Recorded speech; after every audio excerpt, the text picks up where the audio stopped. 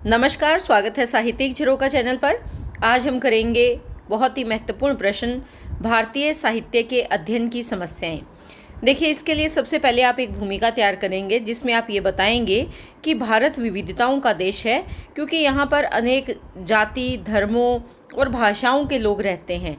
तो सभी जातियों से जुड़ा हुआ, धर्मों से जुड़ा हुआ और भाषाओं से जुड़ा हुआ साहित्य भारतीय साहित्य में मिलता है, वो इसी के अंतर्गत आता है।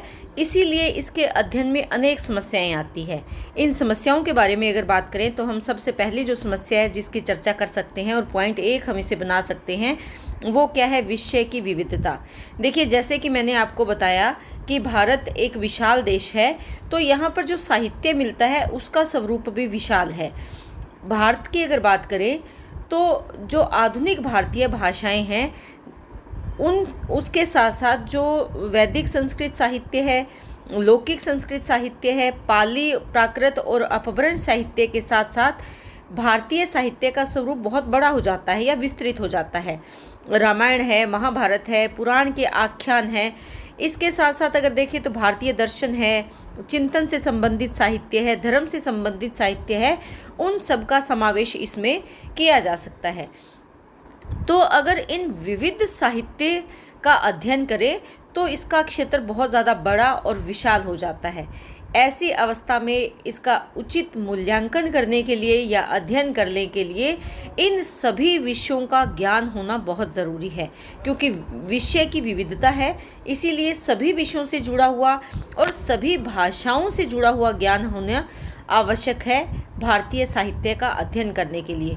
तो इतने सारे साहित्य का अध्ययन करना, इसका विश्लेषण करना, चिंतन मनन करना कोई सरल कार्य नहीं है।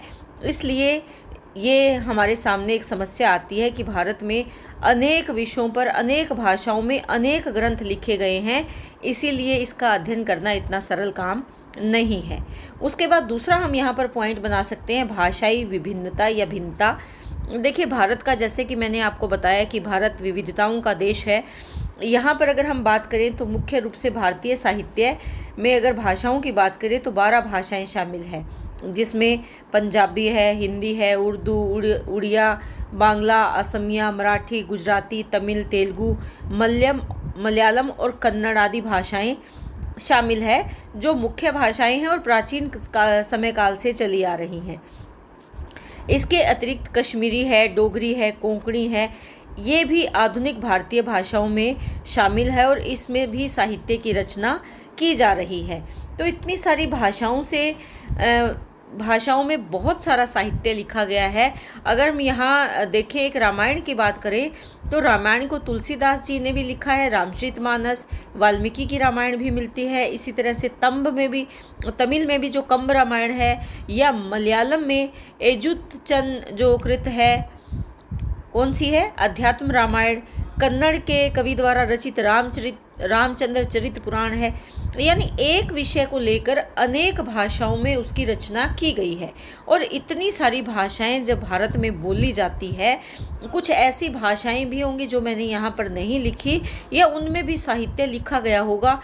ज़रूरी नहीं प्राचीन साहित्य सारा ही साहित्य हमारे सामने हो। बहुत सा ऐसा साहित्य भी होगा, बहुत सी ऐसी पुस्तकें भी होंगी जिनका अब तक अस्तित्व हमारे सामने आया ही ना हो। तो ऐसे में भारत की भाषाओं की विविधताओं को अगर देखें और उन भाषाओं में लिखे गए साहित्य की अगर बात करें तो ये बहुत बड़ा क्षेत्र हो जाता है। इसीलिए भाषाओं की विभिन्नता के कारण भी भारतीय साहित्य का अध्ययन करना कोई आसान कार्य नहीं है, यानी इससे भी बाधा उत्पन्न होती है। उसके बाद अगर तीसरा हम पॉइंट यहाँ बना सकते हैं, ग्रंथों की प्रमाणिकता व अप्रमाणिकता का प्रश्न। देखिए, हमारे भारतीय साहित्य के अनेक ग्रंथ हैं जो हमें प्राप्त हुए हैं, जो रचनाएं प्राप्त हुई है, लेकिन उन ग्रंथों या रचनाओं की प्रमाणिकता और अप्रमाणिकता का प्रश्न अभी भी सुलझ नहीं पाया है। भारतीय साहित्य के अनेक ग्रंथ इसी संशय के घेरे में घिरे हुए हैं कि इनका रचना काल कौन है, इनकी रचयिता कौन है, या किस समय काल में, किस भाषा में इसकी रचना की गई होगी। प्रमाणिक रूप से इसकी पुष्टि करना इतना सरल काम नहीं है। उदाहरण के लिए हम अगर रासो साहित्य में पृथ्वीराज रासो की बात करें, पृथ्वीराज रासो, तो इस रचना पर देखिए, वैसे तो ये माना जाता है कि ये पृथ्वीराज चौहान के बारे में एक प्रमाणिक ग्रंथ है जो कि चंद्रबर दाई ने लिखा था, लेकिन यहाँ पर भी विद्वानों में मतभेद है। आचार्य रामचंद्र शुक्ल ने इसे अप्रमाणिक माना है, तो श्याम सुंदर दास इसे प्रमाणिक मानते हैं। इसी प्रकार अनेक भारतीय भाषाओं में लिखे गए ग्रंथ हैं जो अभी भी अप्राप्य है, यानी अभी भी प्रमाणिक रूप से हमारे पास उनका उल्लेख नहीं है कि उनके द्वारा लिखे गए हैं या नहीं। उन्होंने केवल नाम का उल्लेख कर दिया।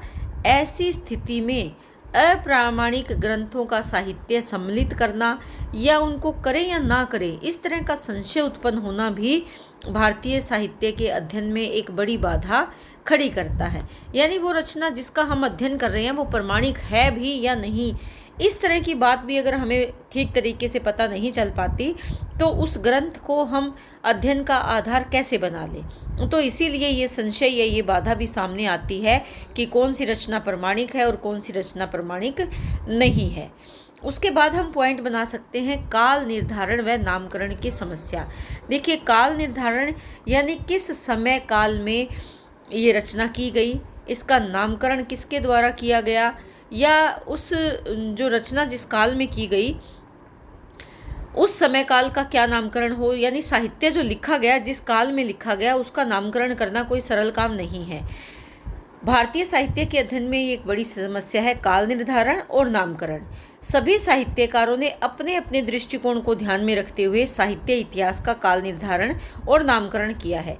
किसी एक नामकरण और काल निर्धारण पर सभी विद्वानों की सहमति बनना असंभव प्रतीत होता है। बिल्कुल वैसे ही जैसे उदाहरण के लिए हम कहें, आदिकाल को महावीर प्रसाद द्विवेदी ने बीजवपन काल कहा है, डॉक्टर रामकुमार वर्मा ने चारण काल कहा है, आचार्य रामचंद्र शुक्ल ने उसे वीरगाथा काल कहा है। तो इसी तरह काल निर्धारण और नामकरण में एक रूपता का आधार है। तो अगर हम देखें कि अगर सही तरीके से उसका नामकरण ना किया जाए, जिस काल में साहित्य लिखा गया है, किसी ने उसकी प्रवृत्तियों के आधार पर उसका नामकरण किया, किसी ने समय काल के आधार पर उसका नामकरण किया, तो यहाँ पर भी विविधता आ जाती है जो कि अध्ययन के लिए एक समस्या बन जाती है। उसके बाद हम पॉइंट बना सकते हैं सांप्रदायिकता व जातिवाद की समस्या। देखिए, क्योंकि जैसे मैंने आपको बताया कि भारत एक विविधताओं भरा देश है, यहाँ अनेक संप्रदाय और जातियों के लोग रहते हैं, और किसी जाति या संप्रदाय के लोग जब साहित्य की रचना करते हैं तब वो प्रत्यक्ष या अप्रत्यक्ष रूप से अपने मतांतरों को दूसरों पर थोपने का प्रयास करते हैं। यानी ऐसा ही स्वीकार करो, ऐसा ही होना चाहिए। उनके मत में जो विचार चल रहे हैं, जो संप्रदाय के विचार हैं या जाति के विचार हैं, वही उनके साहित्य में भी झलकते हैं। ऐसे में साधारण पाठक या बुद्धिजीवी वर्ग के लिए साहित्य को पढ़कर उसके मूल तथ्य का ज्ञान प्राप्त करना थोड़ा कठिन काम हो जाता है। तो यहाँ पर देख सकते हैं कि अगर उदाहरण के रूप में देखें, यदि कोई वाल्मीकि रामायण को पढ़ने के बाद प्राकृत भाषा में जैन कवियों द्वारा रचित रामायण पढ़े या अन्य भारतीय भाषाओं में वाल्मीकि रामायण के आधार पर रचित विभिन्न रामायणों का अध्ययन करे, तो इन विभिन्न रामायणों में अनेक प्रसंगों की अलग अलग उद्भावना की गई है, जिससे कि पाठक भ्रमित हो सकता है। यही समस्या विभिन्न जातियों के साहित्यकारों द्वारा रचित साहित्य का अध्ययन करने से सामने आती है। तो यहाँ पर जो अपने संप्रदाय विशेष से जुड़ा हुआ व्यक्ति है या जाति विशेष से जुड़ा हुआ व्यक्ति है, वो अपना प्रभाव उसमें अवश्य छोड़ता है और अपने वैसे ही विचार भी शामिल करता है। ऐसे में मूल तथ्य के बारे में जानना थोड़ा कठिन काम हो जाता है। तो ये भी एक समस्या के रूप में साहित्य के अध्ययन में सामने आता है। उसके बाद है आधुनिक युग की उपभाषाओं के साहित्य पर मतभेद। देखिए, वर्तमान समय में हिंदी भाषा को राष्ट्रभाषा और राजभाषा के रूप में अपनाने पर विचार किया जा रहा है। राजभाषा कई क्षेत्रों में तो हिंदी को अपना लिया गया है, लेकिन संपूर्ण देश में ऐसा नहीं है। लेकिन इसकी जो उपभाषाएं हैं उसमें लिखा गया साहित्य, उसको हमेशा अनदेखा या उपेक्षा कर दी जाती है। ऐसी स्थिति में उपभाषाओं में रचित साहित्य का समुचित व उपयोगी मूल्यांकन किस प्रकार किया जाए, इस विषय पर भी आलोचक या विद्वानों में मतभेद बना रहा है, जो भारतीय साहित्य के अध्ययन को जटिल बना देता है और एक समस्या के समान सामने उभर कर आता है। क्योंकि देखिए अनेक ऐसी भाषाएं हैं जो उपभाषाओं के रूप में हम जिनको जानते हैं, लेकिन उनका प्रयोग इसमें नहीं किया जाता।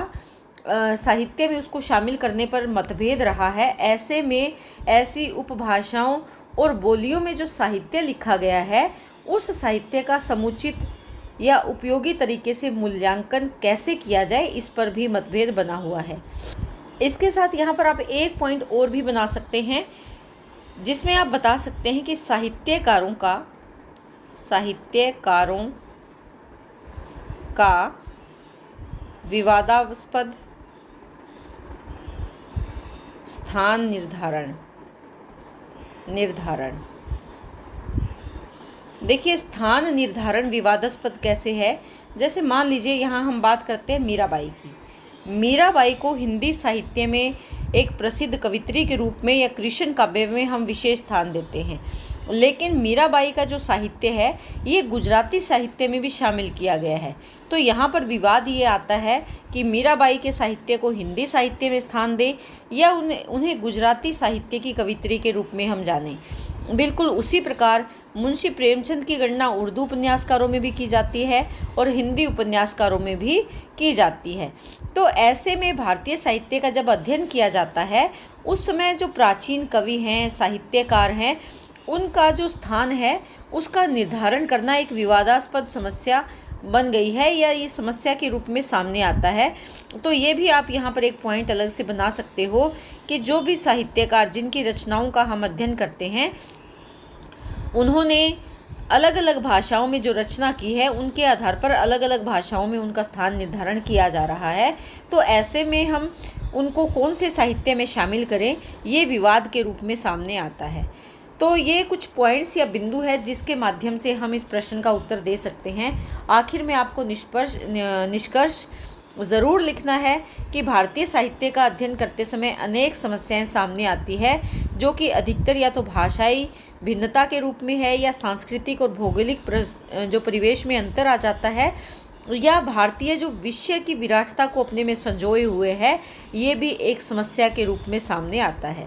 तो इस तरह से जो आलोचक है, विद्वान हैं या शोधार्थी जो भारतीय साहित्य का अध्ययन करने वाले हैं, धीरे धीरे इन समस्याओं को दूर करने का प्रयास कर रहे हैं, लेकिन ये समस्याएं दूर करना इतना सरल काम नहीं है। इसीलिए हम कहें कि भारतीय साहित्य का अध्ययन एक भाषा या एक दायरे में रहकर अगर किया जाए या सीमित दायरे में रहकर किया जाए तो ये संपूर्ण नहीं कहा जा सकता। इसलिए अलग अलग भाषाओं में रचित साहित्य को एक साथ सम्मिलित करके उसका ठीक समय या काल निर्धारण करके अगर उसका अध्ययन किया जाए, तभी भारतीय साहित्य का ठीक से अध्ययन किया जा सकता है। लेकिन अभी इन समस्याओं का सामना हमें करना पड़ता है। तो उम्मीद करती हूँ कि प्रश्न आपको बहुत अच्छे से समझ में आया होगा।